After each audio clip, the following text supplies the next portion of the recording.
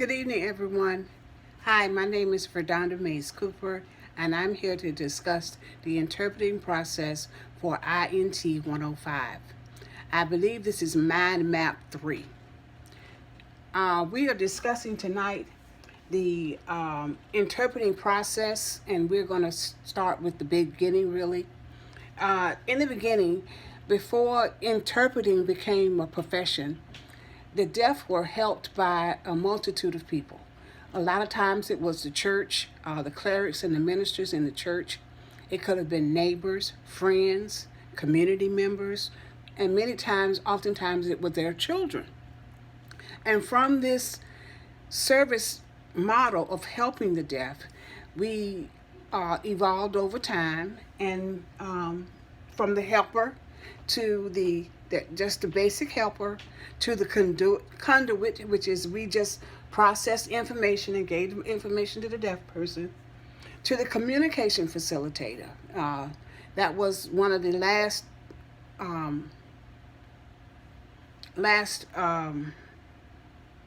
ways that we help the deaf as a communication facilitator.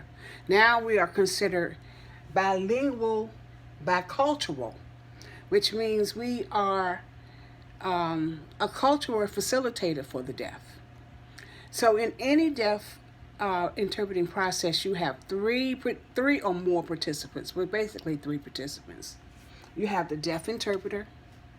You have your customer. That customer can be either deaf or hearing. And you have the other people, a group or persons that you're interpreting for. These people can also be hearing or deaf. So usually there is a deaf party, the interpreter, and a hearing party. That's what makes up the basic interpreting process. The roles of deaf interpreters can be many. They can, I'm going to adjust this a little bit. Bear with me. Let's see if that works. Okay. The roles of the deaf interpreters, they can have many roles. They work as help with social workers, social services, mental and mental health. You have theater, entertainment sectors, sports sections. They're deaf interpreters sometimes that work in sports settings. You have the educational, you have legal, and you also have the translator or the video conference interpreter. Skills needed for deaf interpreting are processing skills. You have to have the ability to be able to process the information that you're receiving. You have to have the ability to understand English and its corresponding information in ASL to produce the correct sign with the correct meaning. You have to have great visualization skills so you can understand and see and picture in your mind's eye what you're supposed to be communicating. You have to have a great basic understanding of English so you then can transform your English into ASL for successful interpreting. And you have to understand discourse mapping.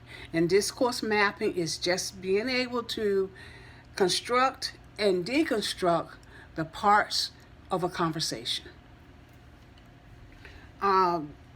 Interpreting itself follows quite a few service models. Some of the more popular ones are the Betty Colonos model of integrated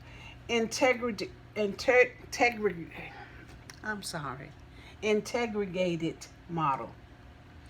She concentrates on the source message, representing the meaning, and then you plan your target text. So you break it down. You concentrate on the source message, you interpret what it means, and then you break it down into your source message. That's the first model. The Dennis Coakley model is a more analytical model, and he has The model is socio-linguistic. So he has the message, you're receiving the message. You got the preliminary processing, the preliminary mental processing that goes on in your head. You have the short-term message retention. So as you're processing it, you're retaining it. Then you have the semantic intent realization, which basically means you're deciding how the message that you're receiving is going to be sentenced, how the sentence is going to be structured. After you decide how the sentence is going to be constructed, you have to decide equivalent words, because every word is not represented in ASL the same way. So there are times communications have to be adjusted from when it's going from English to ASL. And then you have to produce the message. Those are his steps. And finally, we have the Russell.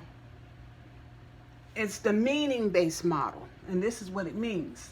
So you start with access the contextual factors and monitor the process. You analyze and comprehend the source language. So you analyze, you're thinking about all this is happening while you're interpreting. You analyze the source message.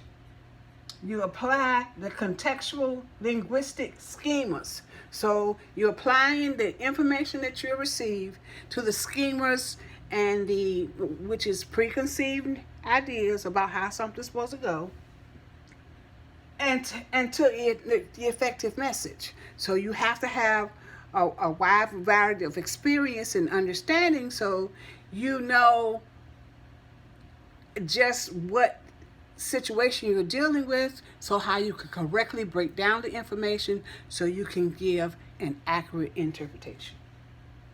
You decide upon using simultaneous or consecutive interpreting.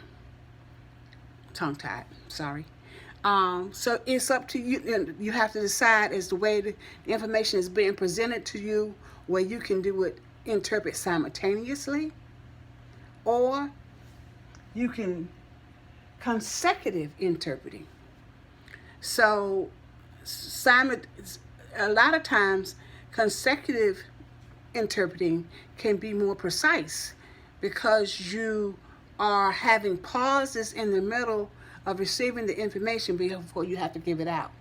Whereas with simultaneous interpreting, it's constantly. There's no pause. As the speaker speaking, you're maintaining and you're producing those signs. So at the end, all of that works for you to produce your target language. So those are the service models. Those are the processes for interpreting. Interpreting is a growing field. It's a field that you have to keep learning. You have to keep attending seminars and workshops and getting your certifications, because it's a very practice-orientated profession. The more you do, the better you get at it. Thank you for listening, and I hope I was clear enough and I didn't confuse you too much. And you all have a great evening. Bye-bye.